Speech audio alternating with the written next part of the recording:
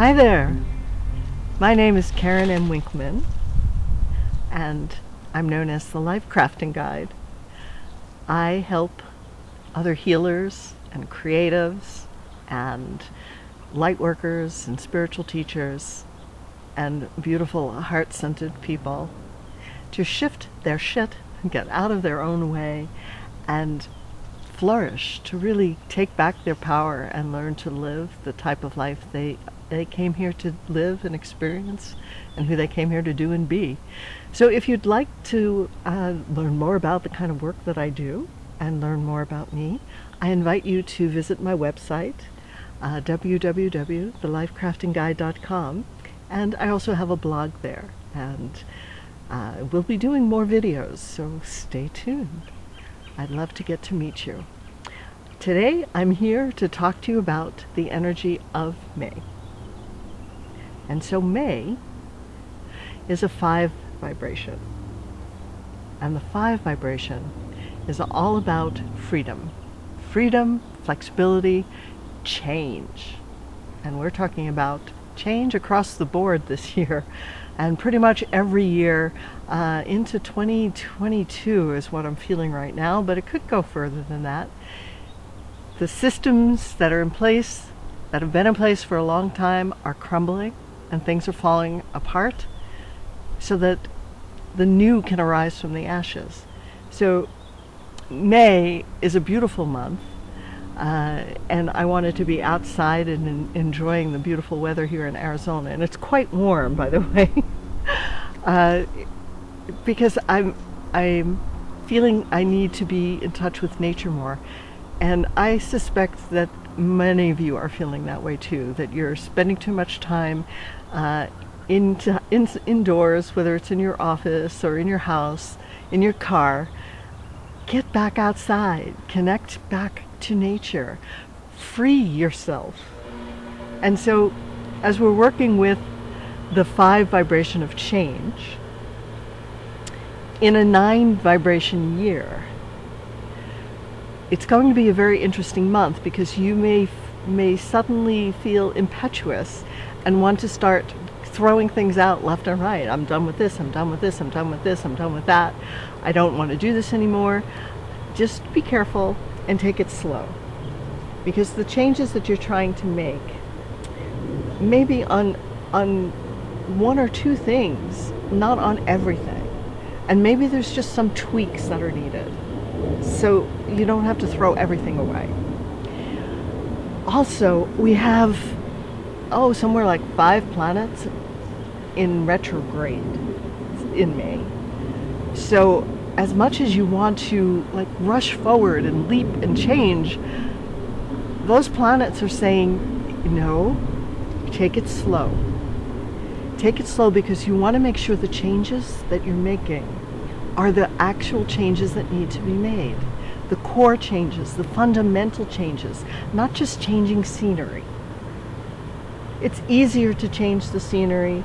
It's easier to rearrange your furniture.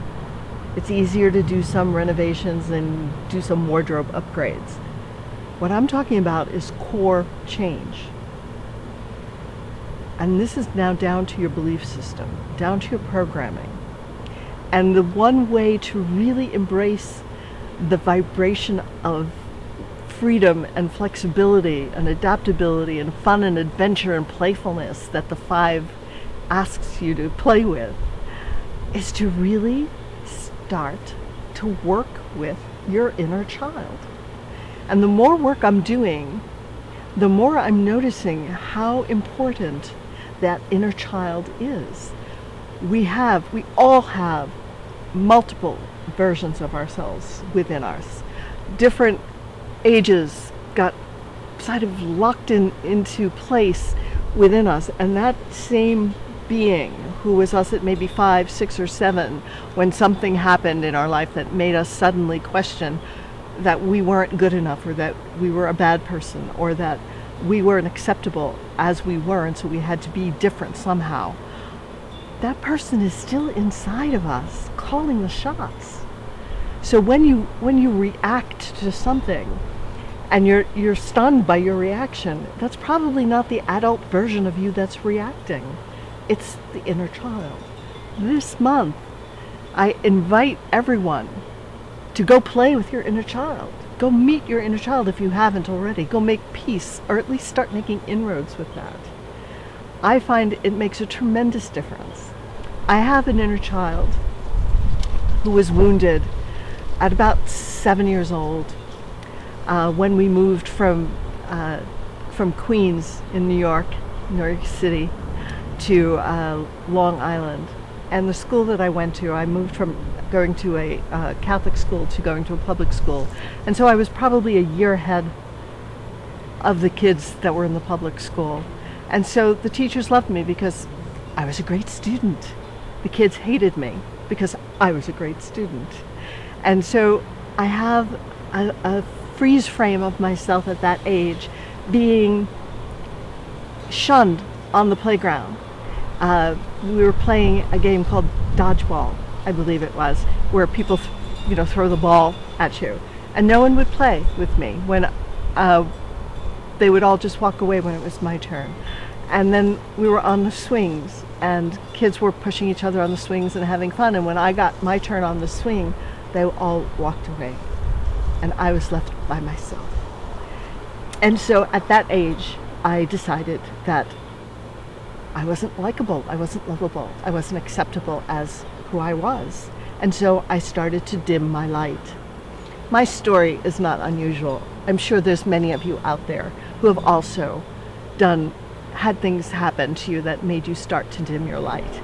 I am here to help you wake up and reignite your brilliance. The world needs you. You need you.